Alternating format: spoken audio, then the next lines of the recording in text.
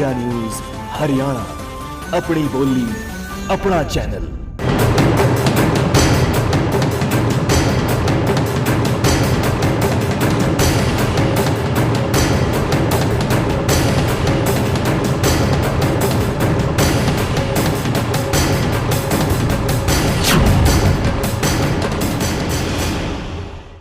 नमस्कार, बहुत स्वागत है आप सभी का इंडिया न्यूज हरियाणा पर। मैं हूं राजीव रघुनंदन। प्रदेश की सभी 10 लोकसभा सीटों पर सुबह 7 बजे से वोटिंग होनी है और सभी प्रत्याशियों की किस्मत का फैसला कल वोटर यानी मतदाता कर देंगे।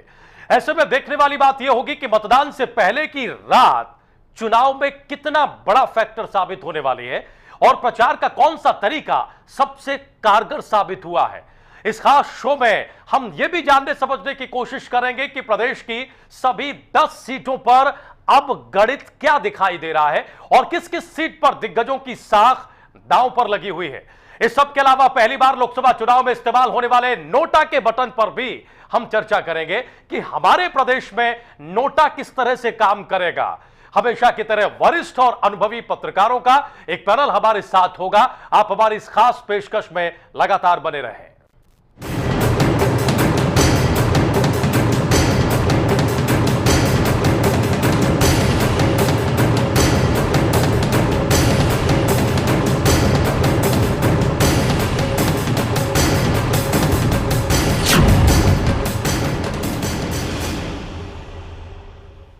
और अपनी इस खास पेशकश में हम सम्मानित पैनल से आपको परिचय कराएं। इससे पहले उन सवालों पर नजर डालिए जो आज हम इस खास शो में उठा रहे हैं। सवाल नंबर 1, मतदान से पहले की रात चुनाव में कितना बड़ा फैक्टर साबित होती है, क्योंकि हर बार चुनाव से पहले यह कहा जाता है कि मतदान के पहले की रात एक तरह की कयामत की रात है। आज भी वही कयामत की रात है, क्योंकि कल हमारे प्रदेश में एक साथ एक चरण में 10 की 10 लोकसभा की सीटों पर मतदान होना है। और इसीलिए सवाल हम ये उठा रहे हैं कि मतदान से पहले की रात चुनाव में कितना बड़ा फैक्टर साबित होती है। इसे कयामत की रात हम कहते क्यों हैं आखिर। सवाल नंबर 2, प्रचार का कौन सा तरीका इस बार सबसे ज्यादा कारगर साबित हुआ है। कौन सा तरीका सबसे ज्यादा कारगर होता है और कयामत की रात में भी क्या कोई तरीका चलता है जो मतदान को इधर से उधर प्रभावित कर सके। सवाल नंबर 3 जो हम उठाने जा रहे हैं वो ये कि प्रदेश की 10 सीटों पर अब इस कयामत की रात में कौन सा फैक्टर काम कर रहा है, क्या चुनावी गणित सामने आ रहा है। सवाल नंबर 4, मतदान के दिन वोटर के दिल और दिमाग में क्या चलता है। कल वोटर जब पोलिंग बूथ पर जाएगा, वोट करेगा, तो उसके दिमाग में क्या मुद्दा होगा। उसका नेता ज्यादा बड़ा होगा, उसके मुद्दे ज्यादा बड़े होंगे, राष्ट्रीय मुद्दों पर उसकी नजर रहेगी या अपने शहर मोहल्ले नगर का विकास या इसके अलावा दूसरे मुद्दे उसके ज़हन में होंगे। सवाल नंबर 5, दिग्गजों की साख हमारे प्रदेश में किस किस सीट पर दांव पर लगी हुई है। 2 सीटों का जिक्र बहुत हो रहा है इस चुनाव में, एक हिसार की सीट और दूसरी रोहतक की। लेकिन इन 2 सीटों के अलावा और कौन सी ऐसी सीटें हैं हमारे प्रदेश में जहां दिग्गजों की साख दांव पर लगी है और जहां कुछ आश्चर्यजनक परिणाम सामने आ सकते हैं।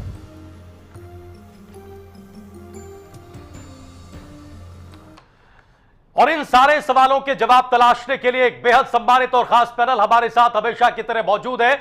जल्दी से हम आपका परिचय करा दें उस खास पैनल से। हमारे साथ सम्मानित वरिष्ठ पत्रकार ललित मोहन बंसल साहब हैं। बंसल साहब, बहुत स्वागत इंडिया न्यूज हरियाणा पर। और बंसल साहब के बारे में हम अपने दर्शकों को ये बता दें कि हरियाणा के चुनाव पर तो उनकी पैनी नजर है ही, इससे पहले अमेरिका में राष्ट्रपति के चुनाव पर भी उनकी खास नजर रही है और वो लगातार उस चुनाव को देखते रहे हैं। बंसल साहब से हम ये जानने समझने की कोशिश करेंगे कि अमेरिका का चुनाव और भारत का चुनाव कितना फर्क इन दोनों चुनावों में दिखता है। जो यहां मुद्दे दिखाई देते हैं, क्या कुछ मुद्दों की धमक अमेरिका के चुनाव में भी दिखती है। इसके अलावा हमारे साथ अनुज गुप्ता जी हैं, सम्मानित चुनाव विश्लेषक हैं। अनुज जी, बहुत स्वागत इंडिया न्यूज हरियाणा पर। हमारे साथ सुभाष शर्मा जी हैं, आप वरिष्ठ पत्रकार हैं, पीटीआई से आप जुड़े हुए हैं। शर्मा जी, आपका भी बहुत बहुत स्वागत। गणेश चौहान जी हमारे साथ, आप भी वरिष्ठ पत्रकार हैं, राजस्थान पत्रिका से जुड़े हुए हैं, आपका भी बहुत बहुत स्वागत। हमारे साथ वरिष्ठ सहयोगी वरिष्ठ पत्रकार केवी पंडित जी मौजूद हैं स्टूडियो में। केवी पंडित जी, आपका भी बहुत बहुत स्वागत। और हमारे सहयोगी शक्ति परमार भी हमारे साथ स्टूडियो में है। इसके अलावा संपादक आज समाज अजय शुक्ला जी भी लगातार चंडीगढ़ स्टूडियो से हमारे साथ जुड़े हुए हैं। हम चर्चा की शुरुआत बंसल साहब आज आपसे ही करना चाहेंगे।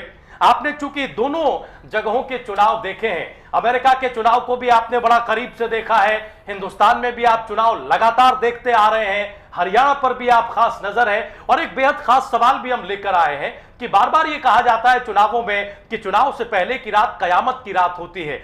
ये जो रात है, आज की रात कितना बड़ा फैक्टर साबित होती है? ये केवल कहने के लिए है या वाकई इस रात में समीकरण बनते बिगड़ते हैं? बंसल साहब नमस्कार। मैंने ओबामा और रोमनी के चुनाव को बहुत बारीकी से देखा।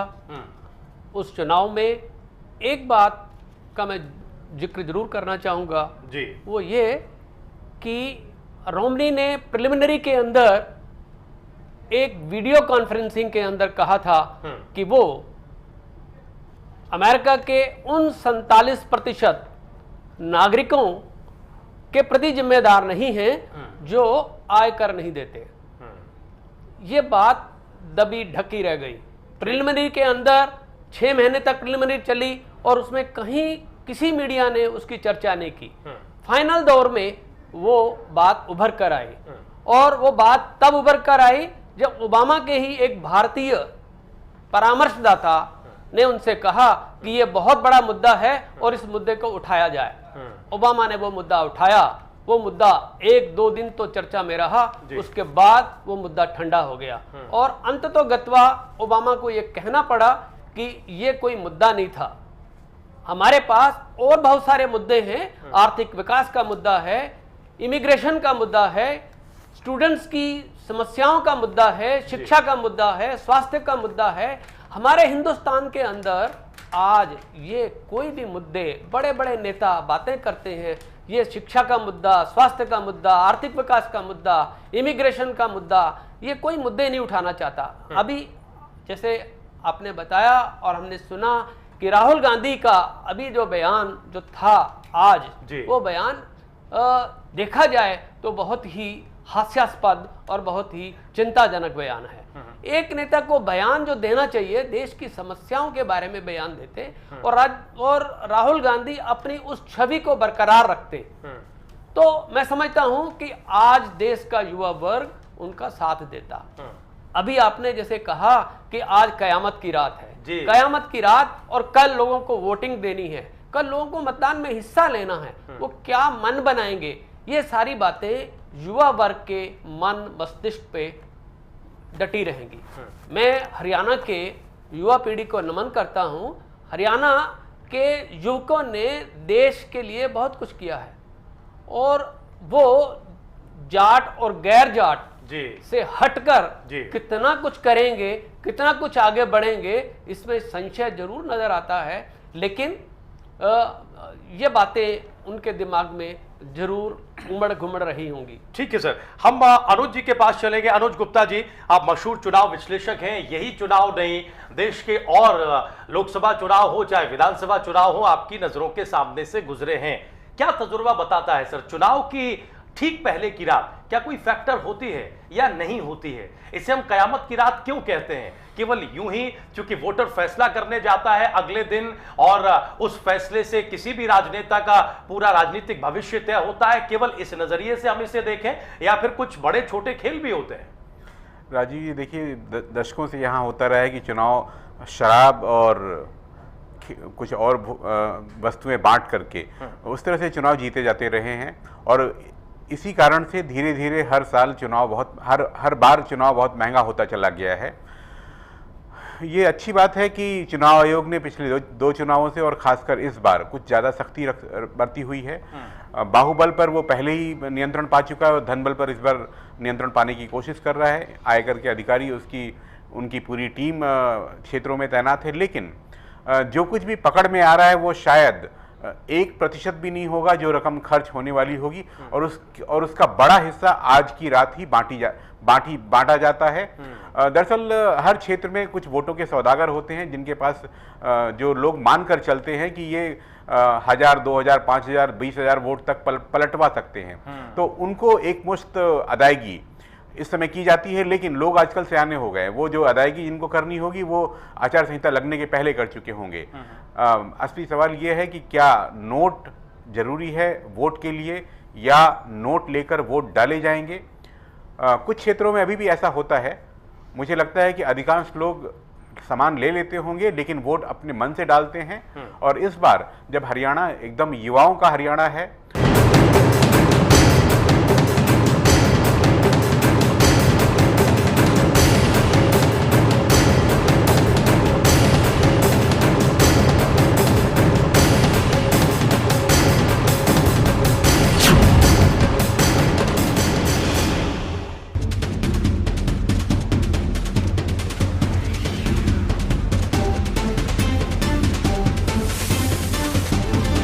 इंडिया न्यूज हरियाणा, अपनी बोली अपना चैनल।